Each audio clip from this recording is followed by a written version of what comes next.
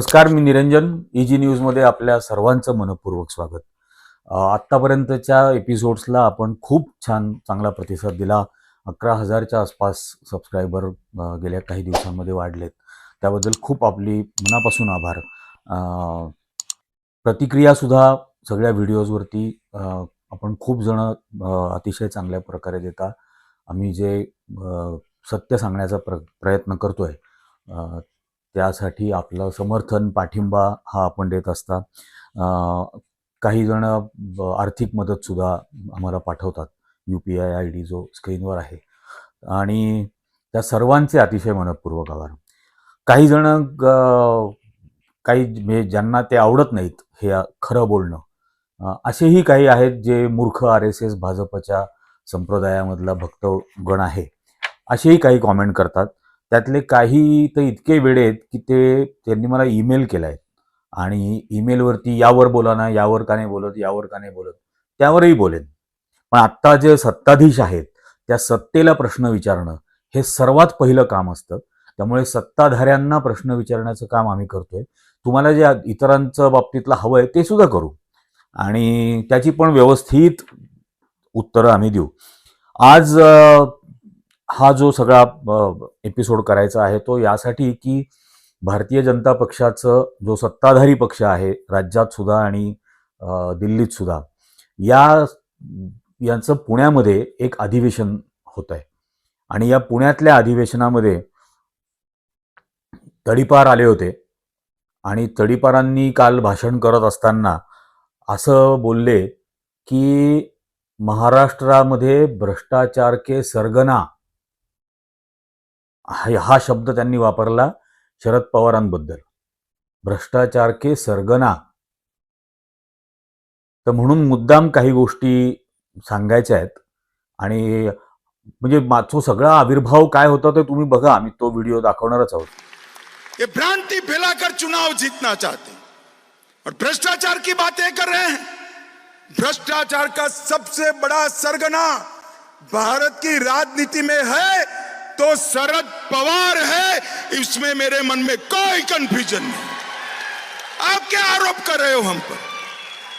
इस देश में कोई भी सरकार में भ्रष्टाचार को संस्थागत करने का काम, इंस्टीट्यूशनलाइज करने का काम अगर किसी ने किया तो शरद पवार आपने किया है। मैं डंके की चोट पर कह कर दे, हम पर आप भ्रष्टाचार का आरोप लगा रहे हो। या संपूर्ण भाषणामध्ये या तडीपारनी बोलताना असा आणला की तुम्ही कोण आम्हाला जाब विचारणार, तुम्ही कोण भ्रष्टाचाराबद्दल बोलणार. तुमच्या भ्रष्टाचाराबद्दल बोलायचं नाही. अमित शहा ज्या अजित पवारांबद्दल नरेंद्र मोदी भोपाळमध्ये असं भाषणात बोलले, 70,000 कोटीचा घोटाळा, हे देवेंद्र फडणवीस असं बोलले होते, चक्की पिसिंग करायला लावू, तुरुंगात घालू. 70,000 कोटीचा सिंचन घोटाळ्याबद्दल बोलले. त्याच अजित पवारांना तुमच्या पक्षासोबत घेतलंय आणि महाराष्ट्राच्या तिजोरीच्या चाव्या त्यांना हातात दिल्या आहेत. अर्थमंत्री बनवलंय त्यांना महाराष्ट्राचं. ज्यांच्यावर भ्रष्टाचाराचा आरोप होता, त्या सगळ्या सिंचन घोटाळ्यामध्ये अजित पवारांच्या सोबत ज्यांच्यावरती आरोप होते, सुनील तटकरे, ते आता तुमच्या सोबत आहेत, लोकसभेत खासदार झालेत. त्यांची मुलगी ही तुमची मंत्री आहे. त्यांच्या मुलीच्या नावावरती किती कंपन्या रजिस्टर्ड आहेत याची जरा माहिती काढा. आणि किती एकर जमीन, किती हजार एकर जमीन त्या कंपन्यांच्या नावावर आहे कोकणामध्ये याची माहिती काढा. मग तुमचेच मित्र असलेल्या अनिल अंबानींना, मुकेश अंबानींना सुद्धा लाज वाटेल की इतक्या तरुण वयामध्ये शेकडो कंपन्या आणि हजारो एकर जमीन ही कशी मिळते. ते तटकरे तुमच्या सोबत आहेत. तुमच्यासोबत ज्यांना तुम्ही 2.5-3 वर्ष तुरुंगात ठेवलं भ्रष्टाचाराचे आरोप करून, ते छगन भुजबळ पण तुमच्याच सोबत आहेत. या सत्तेमध्ये आत्ता ते मंत्री आहेत तुमच्या बरोबर. प्रफुल्ल पटेल, ज्यांनी एअर इंडिया बुडवली, ज्यांचे दाऊद इब्राहिमच्या सहकारी असलेल्या इक्बाल मिर्ची बरोबर संबंध आहेत, त्याची प्रॉपर्टी यांच्याकडे आहे वगैरे असं म्हणून ज्यांच्या प्रॉपर्ट्या तुम्ही सील केल्या होत्या, ते प्रफुल्ल पटेल तुमच्या सोबत आहेत. विजयकुमार गावित, ज्यांच्यावरती तुम्ही आदिवासी विकास महामंडळाच्या याच्यामध्ये आयोगाच्या विकास महामंडळाच्या याच्यात मंत्री असताना त्यांनी हजारो कोटीचा भ्रष्टाचार केला असे तुम्हीच आरोप करत होतात, फडणवीस वगैरे गँग विधानसभेमध्ये. ते गावित तुमच्या सोबत आहेत. त्यांची मुलगी तुमची उमेदवार होती. त्यांची मुलगी 2 वेळेला खासदार होती. यावेळेला ती पडली. हिना गावित. वळसे पाटील यांच्यावरती तुम्ही आरोप केले होते, ते आता तुमच्या सोबत आहेत. दिलीप वळसे पाटील. कोणाच्या भ्रष्टाचाराबद्दल बोलायचं नाही. सगळ्या पक्षांमधले सगळे भ्रष्ट ज्यांच्यावर आरोप केले ते सगळे तुम्ही तुमच्या पक्षात घेतले. आज तुमचा सोडून इतर सगळे पक्ष अतिशय शुद्ध झालेत, कारण तुम्ही भ्रष्टाचाराचे आरोप केलेले सर्वजण तुमच्या पक्षात तुम्ही घेतलेले आहेत. त्यामुळे आता उरलेले सगळे पक्ष, शिवसेना असेल, काँग्रेस असेल, राष्ट्रवादी असेल, सगळे आता शरद पवारांची, हे सगळे आता स्वच्छ झालेत, कारण त्यांच्यामधली अस्वच्छता तुमच्याकडे तुम्ही घेतलेली आहे. आणि तुम्ही बोलता भ्रष्टाचार के सरगना. मग त्या भ्रष्टाचार के सरगना ज्या शरद पवारांना म्हणता त्यांना तुम्ही पद्मविभूषण दिलं ना. भारतातलं क्रमांक 2चा सर्वोच्च नागरी पुरस्कार पद्मविभूषणचा शरद पवारांना तुम्ही दिला. त्यांच्या बोटाला धरून राजकारणात आलो असं तुमचाच तो नॉन बायोलॉजिकल प्राणी बोलला होता. कोणाबद्दल बोलताय? आता तुमच्याबद्दल. माधवपुरा बँक गुजरातमधली, या माधवपुरा बँकेकडून 1030 कोटी रुपयाचं कर्ज घेतलं होतं केतन पारीख नावाच्या एका स्टॉक ब्रोकरनी, शेअर मार्केटमधल्या दलालांनी या माधवपुरा बँकेकडून 1030 कोटी रुपयाचं कर्ज घेतलं. बँकेला फसवलं. ते कर्ज बुडवण्याचा प्रयत्न केला. तो स्टॉक मार्केटमधल्या स्कॅम बद्दल ते जेलवारी पण झालेली आहे, तुरुंगवारी. या माधवपुरा बँकेनी त्याच्यावरती केस केली. माधवपुरा बँकेने त्याच्यावरती केस केल्यानंतर त्याला अटक झाली. अटक झाल्यानंतर त्याला जामीन हवा होता. तो जामीन मिळवून देण्यासाठी तुम्ही त्याची मदत केली असा तुमच्यावरती गुजरात पोलिसांनी आरोप केला होता. कुलदीप शर्मा हे additional director general of police होते, सीआयडीचे गुजरातमधले. गुजरात पोलीसचे ऍडिशनल डायरेक्टर जनरल होते सीआयडीचे. त्यांनी रिपोर्ट दिला चीफ सेक्रेटरीकडे की माधवपुरा बँकेच्या प्रकरणामध्ये तुम्ही केतन पारीख या अत्यंत भ्रष्ट तुरुंगात जाऊन आलेल्या स्टॉक मार्केटच्या दलालाबरोबर तुम्ही मीटिंग घेतली, तुम्ही त्याच्याकडून 2.5 कोटी रुपयाची लाच घेतली आणि माधवपुरा बँकेचे तुम्ही डायरेक्टरही होतात. आणि सुप्रीम कोर्टामध्ये बेल रद्द करण्यासाठी म्हणून माधवपुरा बँक गेली होती, त्याचा बेल रद्द करावा म्हणून तुम्ही ती सेटलमेंट केली असं कुलदीप शर्मांनी आरोप केला. Additional director general of CID Gujarat police, लेखी आरोप केला होता तो. कारण जामीन देत असताना 380 कोटी रुपयाची श्युअरिटी द्यायची होती, सिक्युरिटी डिपॉझिट द्यायचं होतं. ते सिक्युरिटी डिपॉझिट बँकेला भरलं नाही म्हणून त्याचा जामीन रद्द करा असं म्हणून बँक गेली होती. तुम्ही मागे घेतला अर्ज माधवपुरा बँकेने आणि ते सर्व तुम्ही केलं. अमित शहा तडीपार असा तुमच्यावरती आरोप गुजरात पोलिसांनी केलेला होता. त्याच्यानंतर सरकार बदलली. नरेंद्र मोदी नॉन बायोलॉजिकल प्राणी हा पंतप्रधान झाला आणि एक दिवशी त्यांनी अचानक नोटबंदी जाहीर केली. ती नोटबंदी जाहीर केल्यानंतर तुम्ही डायरेक्टर असलेल्या अहमदाबाद डिस्ट्रिक्ट कोऑपरेटिव्ह बँकेमध्ये 5 दिवसामध्ये 745 कोटी रुपये जमा झाले. 500 आणि 1000च्या नोटा 5 दिवसात. देशभरातल्या सहकारी बँकांना नोटा बदलण्याची परवानगी नव्हती. फक्त अहमदाबाद डिस्ट्रिक्ट कोऑपरेटिव्ह बँकेनी 745 कोटी रुपये 5 दिवसात जमा करून घेतले. तुमचेच मंत्री असलेले राडादिया राजकोटचे यांनी त्यांच्या राजकोट जिल्हा सहकारी बँकेमध्ये 5 दिवसात 693 कोटी रुपये जमा करून घेतले.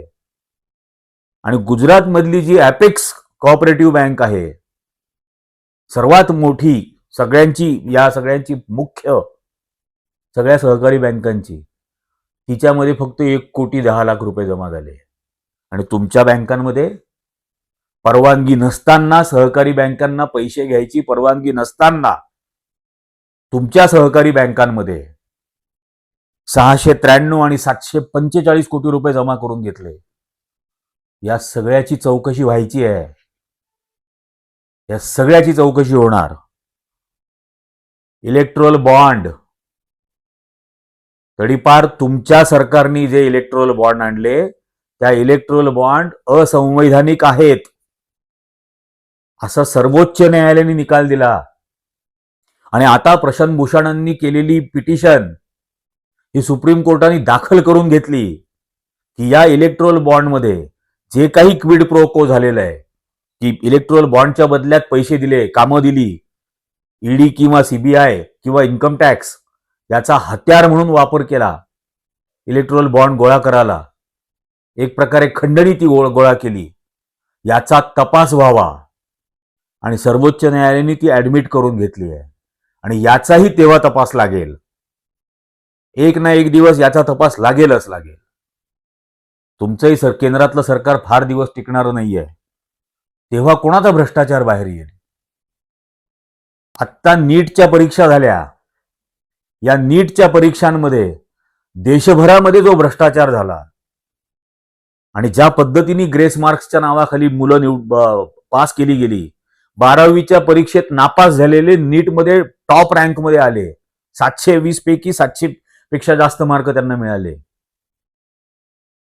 त्याच्यामध्ये सेंटर वाईज यादी लावा नीटची, हे सर्वोच्च न्यायालयाने सांगितल्यानंतर काल याद्या लागल्या आहेत नीटच्या. आणि त्यात हे लक्षात आलेलं आहे की राजकोट तुमचं प्रयोगशाळा भारतीय जनता पक्ष आणि RSS ची, आणि गोध्रा या 2 ठिकाणी सर्वात मोठे घोटाळे झालेले आहेत. गोध्र्यामध्ये तर पोस्ट डेटेड चेक घेऊन मुलांना पास केलं गेलं. Post dated cheque. एवढा भ्रष्टाचार केलेला आहे. महाराष्ट्रामध्ये काय शेण खातायत हे तर आम्ही रोज वेगवेगळे एपिसोड करून सांगतोय. 273 कोटी रुपयाला 1 किलोमीटर रस्ता बांधताय तुम्ही महाराष्ट्रात. 273 कोटी रुपयाला 1 किलोमीटर. या रेटने तुम्ही हे करताय भ्रष्टाचार. आणि तुमच्या भ्रष्टाचाराबद्दल बोलायचं नाही. आणि ज्यांचा आधीचा झाला असेल, तुम्ही काय केलं त्यांचं? आहे ना, केंद्रात 10 वर्षापासून सत्तेत आहात, त्या सगळ्यांना तर तुम्ही तुमच्या पक्षात घेतलं. कोणाला शिक्षा केली? कोणाला शिक्षा भोगायला लागली? कोणाची संपत्ती जप्त झाली यांच्यापैकी? तुमच्याबद्दल बोलायचं नाही, तुमच्या भ्रष्टाचाराबद्दल. आणि देवेंद्र फडणवीस, एकदा लोकांमध्ये फिरून विचारा तुमच्याबद्दल काय प्रतिमा आहे महाराष्ट्रात. हे सांगतात आता निवडणुकीचा प्रचार करायच्या वेळेला ठोकून काढा. खाऊ वाटतो का तुम्हाला? भाजपच्या विरोधात प्रचार करणाऱ्यांना ठोकून काढा, ही भाषा तुम्ही वापरता. गृहमंत्री आहे ना. आणि असेल हिंमत तर काढावं ठोकून, बघू आम्ही पण.